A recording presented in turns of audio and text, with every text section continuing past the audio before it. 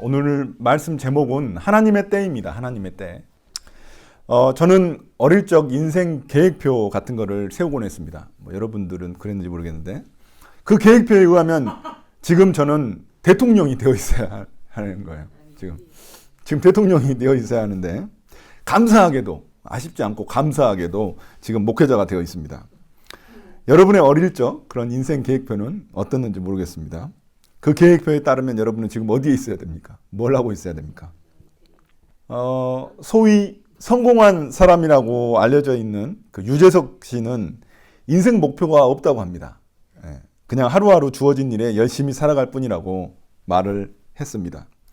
그런데 또 다른 성공한 사람들의 이야기를 들어보면 그들은 이 목표와 인생 목표와 계획을 세우는 게 너무나 중요하다고 이야기를 합니다. 그래야 그것을 위에 열심히 달려갈 수 있기 때문에 그런 것이죠. 자, 우리 그리스도인들에게도 이런 고민이 있습니다. 어떤 사람은 열심히 목표와 비전을 설정합니다.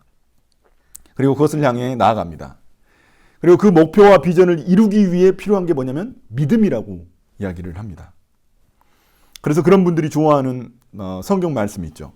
내게 능력 주시는 자 안에서 내가 모든 것을 할 수 있느니라. 이런 말씀 좋아합니다. 그런데 어떤 사람은 내가 임의로 계획을 세우는 것은 믿음이 없는 것이라고, 믿음이 없는 사람들이 하는 일이라고 생각합니다. 그는 그냥 하루하루 하나님의 인도하심을 받는 것이 중요하다고 생각합니다. 이런 분들이 좋아하는 또 말씀이 있습니다. 내일 일을 너희가 알지 못하는도다. 너희 생명이 무엇이냐? 너희는 잠깐 보이다가 없어지는 안개니라. 내일 일을 알지 못하는 그런 안개 같은 인생인데 계획을 엄청나게 화려하게 세워봤자 무슨 소용이 있느냐, 이런 의미인 것이죠. 자, 그렇다면 우리는 그리스도인으로서 계획을 세워야 할까요? 아니면 그냥 계획 세우지 않고 하루하루 열심히 살아가는 게 옳은 것일까요? 세우고 열심히 삽니다. 대답을 바라지 않았습니다. 자, 그냥 물어보는 거예요. 그건 물어보는 거예요. 자, 그러면 둘 다 믿음인데, 둘 다 믿음인 것 같잖아요. 믿음이 둘 다 필요한 것 같은데, 정말 주님이 원하시는 믿음은 어떤 믿음일까요? 자, 믿음이라는 것은 우리가 여러 가지로 정의할 수 있겠지만, 성경에 여러 가지 정의들이 있지만, 기본적인 정의는 뭐냐면, 하나님에 대한 우리의 마땅한 반응입니다. 하나님에 대한 우리의 합당한 반응. 이게 믿음이라고 말할 수 있습니다. 그런데 요한복음에 보면은, 사람들의 다양한 반응들이 등장합니다. 자, 먼저 예수님에 대해서 싫어하는 반응입니다. 예수님이 안식일에 38년 된 병자를 고치시고 난 후에 유대인들은 예수님을 죽이려 했습니다. 안식일을 어긴 예수님이 오히려 자신들의 그 무지함을 깨우쳐 주려고 했기 때문입니다. 안식일의 그런 근본적인 정신에 대해서 알려주시려고 하셨죠.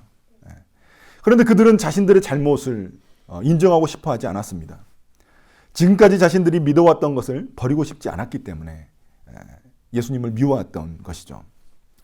우리 주변에도 이렇게 믿지 않은 사람들도 많이 이런 반응을 보입니다.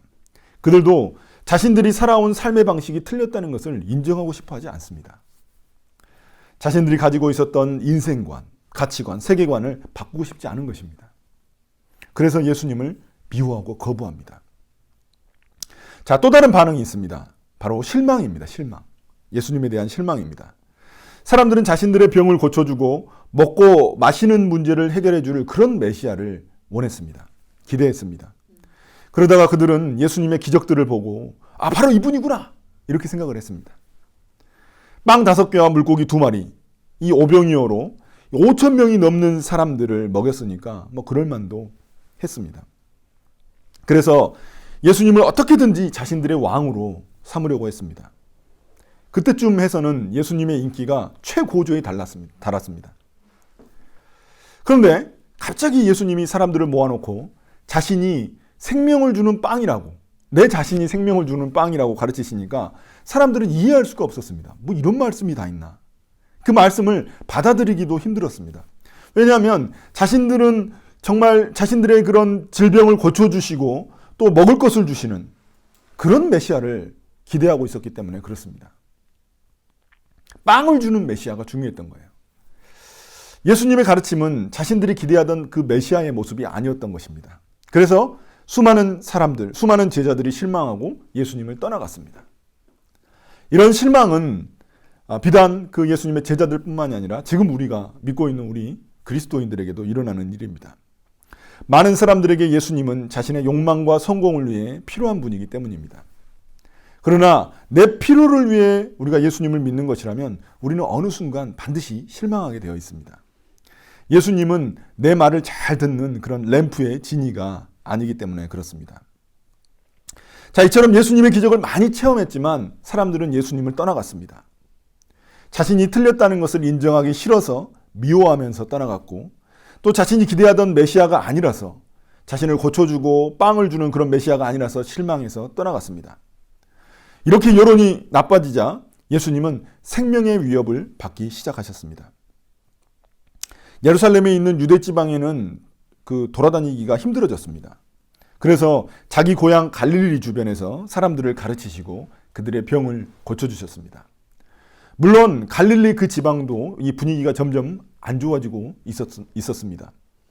자, 한편 오늘 말씀이 보여주고 있는 그 시간대가 이제 등장하게 되는데요. 이 이스라엘의 명절, 초막절이 가까워지고 있었습니다. 초막절이라는 것은 9월 말, 10월 초에 있는 이스라엘의 최대 명절 중에 하나입니다. 초막절. 이 초막절이라고 이름 지은 이유는 뭐냐면 일주일 동안 이 초막을 짓고 거기에 안에 들어가가지고 작은 이 초막을 짓고 그 안에 들어가가지고 이제 지내기 때문에 이 초막절이라고 부릅니다. 그러니까 광야 시절에 그들이 그렇게 지냈거든요. 장막을 치고 그 안에서 이제 지냈었는데 그걸 이제 기억하는 거죠. 그래서 그걸 기억하기 위해서 이 초막을 광야에서처럼 초막을 짓고 일주일 동안 그렇게 지냅니다. 이 초막절은 이스라엘이 그 광야 40년 동안 하나님이 자신들을 케어해 주신, 돌봐주신 그 은혜에, 지켜주신 은혜에 감사하며 드리는 절기입니다. 또는 한 해 동안 이 풍성한 수확을 허락해 주신 하나님께 감사하는 추수감사절입니다. 그래서 이 이스라엘에서 추수감사절은 이 초막절을 추수감사절이라고 부르는 거죠. 그래서 이 명절에는 수많은 유대인들이 성전이 있는 예루살렘에 모이게 되어 있습니다. 수많은 사람들이 예루살렘에 모여요. 자, 예수님의 동생들은 바로 이때다 싶었습니다. 자신들의 형을 따르던 수많은 제자들이 실망하고 떠나간 것을 그들은 알고 있었습니다. 그래서 수많은 사람들이 그 예루살렘에 모인단 말이에요. 초막절 때문에. 그때 우리 형의 명예를 회복할 수 있는 절호의 기회가 온 것이다. 이렇게 생각한 거죠. 자, 그 명절날 수많은 사람들이 자신들의 형인 예수님이 기적을 행하는 것을 보기를 원했습니다. 그러면은 그 떠나갔던 제자들이 다시 돌아올 거라고 생각을 했었습니다. 자, 3절입니다. 형님은 여기에서 떠나 유대로 가셔서 거기에 있는 형님의 제자들도 형님이 하는 일을 보게 하십시오. 알려지기를 바라면서 숨어서 일하는 사람은 없습니다. 형님이 이런 일을 하는 바에는 자기를 세상에 드러내십시오. 자, 무슨 말입니까? 어차피 기적을 행하고 고상한 가르침을 그렇게 전하는 거, 그거 알려주기 위한 거 아니냐, 결국에는 사람들에게. 이런 걸 이야기하는 겁니다. 그렇게 자신을 드러내고 싶으면 명절날 수많은 사람들 앞에서 자신의 기적을 행하라는 것입니다. 수많은 사람들에게 인정받고 인기를 얻을 수 있는 절호의 기회가 왔다는 것입니다. 이런 좁은 갈릴리라는 그 시골 무대에 있지 말고 더 큰 무대에서 사람들에게 인정받으라는 것입니다. 뭐 당연한 마음이겠죠. 어쩌면 예수님의 동생들은 형 예수님이 더 잘 되기를 바라는 마음 때문이었을지도 모릅니다. 자, 그런데 성경은 예수님의 형제들에 대해서 어떻게 평가하고 있습니까? 자, 5절입니다. 예수의 형제들까지도 예수를 믿지 않았기 때문이다. 자, 이게 무슨 말인가요? 예수님의 동생들은 자신들의 형이 특별한 능력을 가지고 있다고 믿었습니다.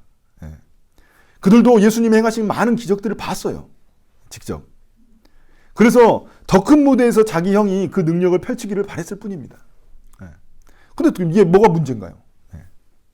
자, 예수님의 대답을 보면 무엇이 문제였는지, 그들의 문제였는지를 우리가 알 수 있습니다. 자, 6절입니다. 6절. 내 때는 아직 오지 않았다. 그러나 너희의 때는 언제나 마련되어 있다. 그러니까 형제들이 생각하는 때와 예수님이 생각하는 때가 다르다는 것입니다. 형제들이 생각하는 때는 사람들에게 보여주고 싶은 그런 때입니다. 반면 예수님이 생각하는 때는 하나님의 뜻이 이루어지는 그런 때입니다. 사람들에게 보여주고 싶으면 언제든지 보여줄 수 있다는 겁니다. 그러니까 너희의 때는 언제든지 마련되어 있다. 이 말은 뭐냐면 사람들에게 보여주고 싶으면 나가 언제든지 보여줄 수 있다는 거예요. 그 능력은. 그러나 예수님의 때는 사람들에게 보여주는 그런 때가 아니거든요. 예수님의 때는 사람들에게 미움받고 버림받아서 십자가를 짊어지는 그런 때입니다. 때라는 단어는 같은데 그 때의 의미와 목적이 완전히 다른 것입니다. 자, 과연 주님은 우리에게 어떤 믿음을 원하실까요? 먼저 주님이 원하시는 믿음은 하나님의 때에 순종하며 사는 그런 믿음입니다. 세상은 자꾸 내 삶의 주도권을 내가 쥐고 살아가라고 이야기를 합니다. 야심찬 계획을 세우고 열심히 노력하라고 이야기합니다. 그래서 서점에 가면은 다 그런 자기 계획 어떻게 짜는지 이런 자기 개발서들이 있는 것이죠. 그리스도인들인 우리들도 이런 이야기들을 많이 듣습니다. 하나님의 꿈과 비전을 품어라. 또 믿음으로 그걸 놓고 기도해라. 이렇게 이야기하죠. 믿는 자에게 능치 못함이 없다. 막 이런 말씀을 강조합니다. 그래서 막 몇 시간씩 기도하라고 이야기합니다. 자, 그런데 문제는 하나님의 꿈과 비전이 아니라 내 욕망인 경우가 많다는 것입니다. 겉으로는 하나님의 비전이라고 포장합니다. 하나님이 주셨다고 이야기합니다. 그렇지만 속을 까보면 내가 세운 계획을 성취하기 위해 예수님이 필요한 것일 뿐입니다. 그러나 내가 세운 계획이 성취되고 나면은 어떻게 한가요? 내가 영광을 받은 것이 되는 겁니다. 하나님이 영광 받으시는 게 아닙니다. 그래서 그것은 주님이 원하시는 믿음이 아니라는 것입니다. 그럼 우리는 계획이나 목표 없이 하루하루 하나님의 인도하심을 따라 살아가야만 하는 것일까요? 유재석처럼. 자, 그렇지 않습니다. 예수님도 꿈과 비전, 자신의 계획을 가지고 계셨습니다. 하나님의 계획을 따라서 모든 것을 순종하고 움직이신 분이 바로 예수님이셨습니다. 중요한 것은 그 계획이 내 계획이냐, 하나님의 계획이냐가 중요한 것입니다. 내가 계획을 세우면 나의 나라가 세워지는 것이고 내가 영광을 받는 것입니다. 그러나 하나님의 계획을 따르면 하나님의 나라가 세워지고 하나님이 영광을 받으시는 것입니다. 물론 우리가 연약해서 하나님의 뜻을 제대로 알기가 쉽지 않습니다. 그래서 하나님의 비전이라고 말하지만 내 욕심이 자꾸 들어갑니다. 이럴 경우에 어떻게 해야 되냐? 우리는 계속해서 하나님의 인도하심을 구해야 합니다. 내 욕심이라는 것이 이제 어느 순간 깨달아지면 그때는 언제든지 방향을 바꿀 수 있는 그런 순종할 수 있는 믿음과 용기가 필요한 것이죠. 그렇게 하나님의 뜻에 순종하는 것, 그것이 바로 믿음이라는 것입니다. 자, 또한 예수님의 동생들의 동기가 악한 것은 아니었습니다. 그렇잖아요. 형이 잘 되길 바라는 게 무슨 악한 마음입니까? 그런 동기는 아니었어요. 자신들의 형이 그냥 제대로 된 평가를 받기를 바랬을 뿐이에요. 자, 그러나 그들은 하나님의 뜻을 생각해 보지 못했던 것입니다. 그냥 형님이 잘 되기를 바라는 게, 형님이 잘 되는 게 하나님의 뜻이다 라고 이렇게 믿었던 것이죠. 자, 우리도 얼마나 이런 실수를 많이 합니까? 좋은 기회가 생겼다 싶으면 하나님의 뜻이라고 우리는 착각합니다. 뭔가 일이 안 풀리고 막 꼬이면 하나님의 뜻이 아니라고 생각합니다. 그러나 둘 다 틀렸습니다. 하나님의 뜻은 우리의 환경이나 조건에 따라 달라지는 것이 아닙니다. 조건이 안 좋아도, 환경이 안 좋아도 하나님의 뜻일 수 있고, 또 조건이 좋아도 하나님의 뜻이 아닐 수도 있습니다. 또 더 나아가서 실패한 것처럼 보여도 하나님의 뜻일 수도 있고, 성공한 것처럼 보여도 하나님의 뜻이 아닐 수도 있습니다. 자, 여러분, 성경에 나온 요셉을 보십시오. 우리가 구약에서 존경하는 인물이 누구냐고 물어보면 요셉이라는 말을 많이 합니다. 자, 처음에는 형들한테 속아가지고 노예로 팔려간 진짜 최악의 삶이었습니다. 근데 나중에 어떻게 됐나요? 자기 가족도 살리고 한 나라를 살리는 그런 사람이 됐습니다. 심지어 이집트도 살렸죠. 그런 총리가 되었습니다.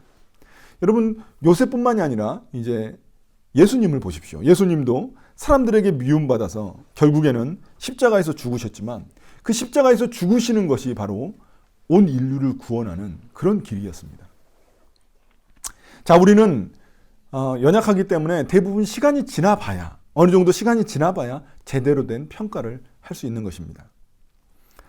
또한 예수님이 원하시는 믿음은 세상 방식이 아닌 하나님의 방식에 따라 사는 삶입니다. 예수님이 동생들이 생각한 방식은 사람들의 인정과 인기를 얻는 그런 방식이었습니다. 방법이었습니다. 한 방에 유명세를 타는 그런 것이었습니다. 그래서 사람들을 모아서 예수님을 정치적인 메시아, 왕으로 만드는 것이 그들의 목적이었습니다. 그러나 이것은 어떤 방식이라고요? 세상 방식이라는 것입니다. 그래서 예수님은 그들에게 이렇게 말씀하십니다. 자, 7절입니다. 세상이 너희를 미워할 수 없다. 그러나 세상은 나를 미워한다. 그것은 내가 세상을 보고서 그 하는 일들이 악하다고 증언하기 때문이다. 세상이 원하는 메시아는 기적을 행하는 메시아, 병 고쳐주고 빵을 주는 그런 메시아입니다. 이것보다 좀 더 고상한 사람은 어떤 사람들인가요? 이스라엘을 로마에서부터 해방시켜줄 수 있는 그런 메시아. 이걸 정치적 메시아, 군사적 메시아라고 하거든요. 그런 메시아를 원했습니다. 자, 이런 메시아는 세상 사람들의 욕망, 그들의 원하는 것이죠. 그 욕망에 컨폼한 것이기 때문에 세상이 미워할 리가 없죠. 왜냐하면 사람들이 다 그걸 원하는 건데. 세상에서 환영받는 그런 메시아입니다. 그러나 하나님의 뜻은 치유와 빵, 정치적 해방을 주는, 군사적 해방을 주는 그런 환영받는 메시아가 아니었습니다.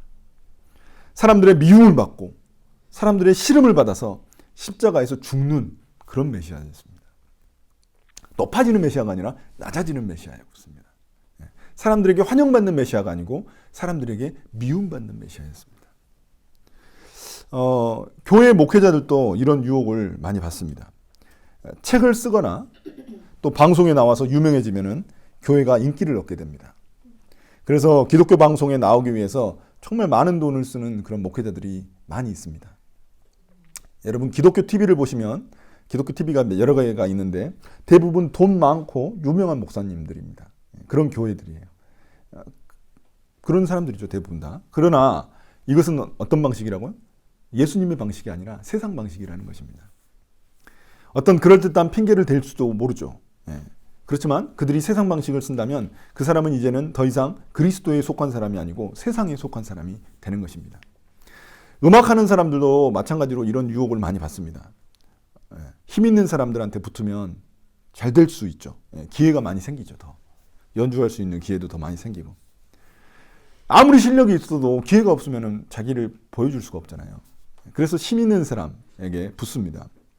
그러나 우리가 기억해야 될 것은 그것은 세상에 속한 사람의 방식이지 하나님께 주님께 속한 사람의 방식이 아니라는 것입니다. 자, 우리 예수님을 보십시오. 10절입니다. 예수님의 형제들이 명절을 지키러 올라간 뒤에 예수께서는 아무도 모르게 올라가셨다. 아무도 모르게 올라가셨어요. 올라가시기를.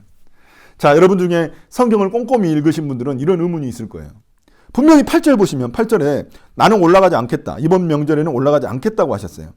그런데 왜 10절에서는 또 올라가셨어요? 예? 아, 이거 거짓말한 거 아닌가, 예수님이. 예, 그렇게 생각할 수 있잖아요. 자, 이것은 무엇을 의미하냐면 예수님이 아예 안 올라가시겠다고 하신 말씀이 아니라 자신의 동생들이 원하는 방식으로는 올라가지 않겠다는 것입니다.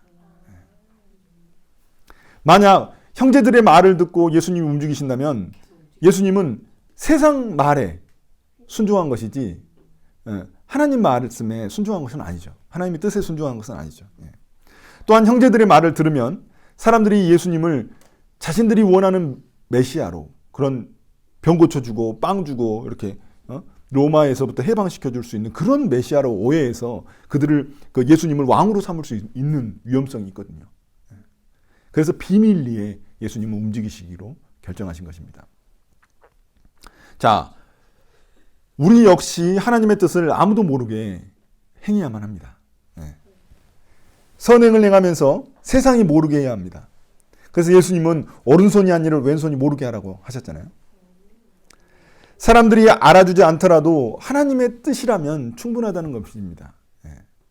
뭐 억지로 막 사람들 안 보이게끔 하려고 막 억지로 막 이렇게 하는 건 아니지만, 사람들 절대 못 보게 막 이렇게 하려고 하는 건 아니지만, 사람들을 의식하지 않고 주님의 뜻을 행하는 것이 중요하다는 겁니다. 그것도 이제 사람 의식하는 거죠. 만약에 사람들 억지로 안 보이려고 이렇게 하면은. 근데 중요한 건 뭐냐면 우리가 사람들을 뭐 의식하지 않고 그 주님의 뜻을 행했을 때, 선행을 행했을 때 때가 되면 세상에 드러나게 되어 있다는 것입니다. 그래야 진정한 감동이 있는 것이죠. 연예인들 보십시오. 맨날 모르게 했다면서 나중에 다 알려지잖아요. 다 기사에 써주잖아요. 누가 있는지. 그 감동이 없잖아요, 별로. 자, 제가 존경하는 그 목사님 중에 영국의 찰스 스펄전 목사님이라는 분이 계십니다. 자, 이분은 이 최초로 대형 교회를 이제 담당하셨던 그런 목회자셨는데 세계 최초로 이제 대형 교회를 목회하셨던 분이세요. 근데 이분이 대형 교회를 하시면서도 부업으로 닭을 키우셨어요. 닭을 키워가지고 닭을 키우셨는데 닭을 키워가지고 그 계란을 파셨어요. 파셨는데 그래서 사람들은 어떻게 생각했냐면 대형 교회 목사님이면서 또 닭을 키워가지고 욕심이 정말 많다. 돈 욕심이 많은 분이구나. 이렇게 생각을 했어요. 왜냐하면 또 왜 그랬냐면은 한 번도 사람들한테 공짜로 그걸 준 적이 없어요. 계란을. 다 돈 받고 파셨어요. 성도들한테도 다. 자, 그래서 사람들은 많이 오해했죠. 그런데 그분이 돌아가시고 난 후에 그 진실이 밝혀졌습니다. 알고 보니까 그 계란을 판 돈으로 과부가 되었던 그 여인들을 돕고 있었던 거예요. 그렇게 되니까 그 사실이 밝혀지고 나서 그 욕한 사람들이 얼마나 창피했겠습니까? 자, 그리스도인들의 선행이란 이처럼 아무도 모르게 해야 하는 것입니다. 자, 그리스도인들은 하나님의 뜻을 행하며 나와 주님만의 은밀한 기쁨을 누리는 자들입니다. 그러니까 왜 스펄전 목사님 그 이야기를 안 했을까? 했으면 더 좋았을 걸. 사람들한테 괜히 욕 안 먹고 그렇게 생각할 수 있잖아요. 그런데 제가 생각하기엔 그래요. 스펄전 목사님은 하나님과 나만의 그 비밀이 그 기쁨이 있었던 거예요. 그 비밀스러운 기쁨. 여러분들도 아무도 모르게 행하고 있는 그런 주님의 그 은밀한 일, 비밀한 일이 있으십니까? 자, 우리는 그런 은밀한 기쁨을, 주님과의 은밀한 기쁨을 누리면서 사는 사람들입니다. 자, 오늘 말씀을 통해서 주님은 우리에게 도전하십니다. 사람의 때가 있는가 하면 하나님의 때가 있습니다. 사람의 때는 성공한 듯이 보여도 실패한 것이고 하나님의 때는 실패한 듯이 보여도 성공한 것입니다. 그 하나님의 때를 기다릴 줄 아는 사람이 하나님의 사람입니다. 나의 시간표에 하나님을 맞추려고 하는 시도만큼 위험한 것이 없습니다. 그러나 하나님의 시간표에 나를 맞추는 것이 진정한 믿음의 사람입니다. 내 힘으로 내가 세운 나라는 쉽게 무너지고 말 것이기 때문입니다. 그러나 하나님의 때에 세워진 하나님의 나라는 견고할 것이기 때문입니다. 또한 하나님의 때를 기다릴 줄 아는 사람들은 세상 방식에 목매지 않습니다. 세상 방식은 우리에게 강력한 유혹이 됩니다. 당연하죠. 왜냐하면 사람들이 다 그렇게 하고 그런 방식을 취하고 매우 효과적인 방식이기 때문에 그렇습니다. 그래서 하나님의 때를 기다리는 믿음도 어렵지만 또 하나님의 방식대로 사는 믿음도 정말 어렵습니다.